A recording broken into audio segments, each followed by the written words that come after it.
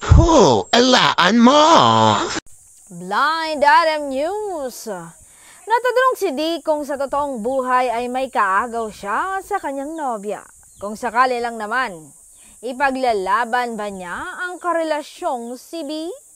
Siyempre, dapat ipaglaban yan. Kahit wala ka namang kaagaw, ipaglaban mo pa rin para hindi makahanap ng iba. Ang malala, madami akong kaagaw kaya todo bantay at alaga ko dyan para hindi maagaw ng iba.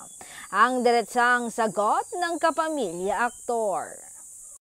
Dagdag pa ng aktor, it's always worth fighting for. Especially kapag alam mong may chance pang maagaw, diba? I will always fight for love. And I'll fight not just yung laban niya, but para sa lahat ng aspeto ng buhay ko. Gagawan ko ng paraan para sa pagmamahal, say ni aktor.